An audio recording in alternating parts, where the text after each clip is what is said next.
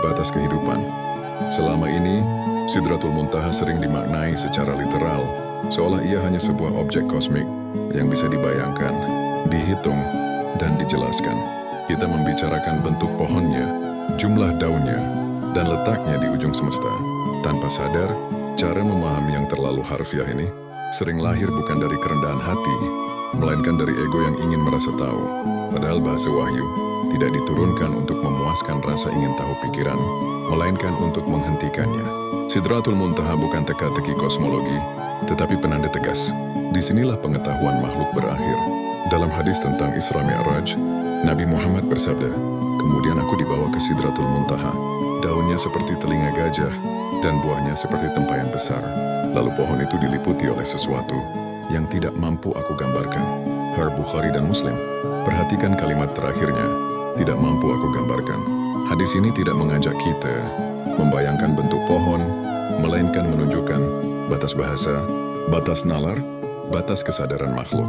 Sidratul Muntaha digambarkan sebagai pohon, karena pohon adalah simbol kehidupan yang paling jujur.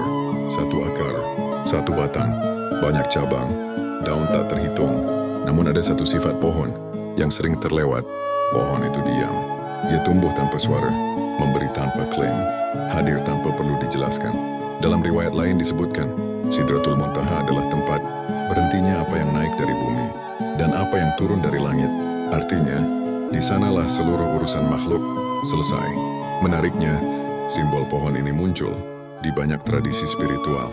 Dalam Kabbalah, Tree of Life menggambarkan kehidupan yang mengalir dari satu sumber ke banyak cabang. Namun semakin dekat ke sumber, semakin sunyi. Dalam Buddhisme, pohon Bodhi menjadi saksi, bukan ketika seseorang berbicara, melainkan ketika ia diam sepenuhnya, melainkan sebagai runtuhnya ilusi diri. Semua pohon suci ini seakan menyampaikan pesan yang sama, bahwa kehidupan tidak membutuhkan banyak penjelasan.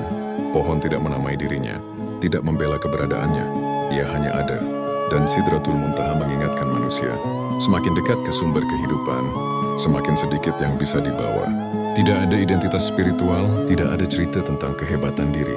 Karena di batas kehidupan itu, yang tersisa bukan kata-kata, melainkan diam yang tahu diri. Mungkin, pohon di batas kehidupan tidak mengajak manusia menjadi lebih tinggi, melainkan menjadi lebih hening. Dan di dalam keheningan itulah, hidup akhirnya berjalan, tanpa harus dikendalikan.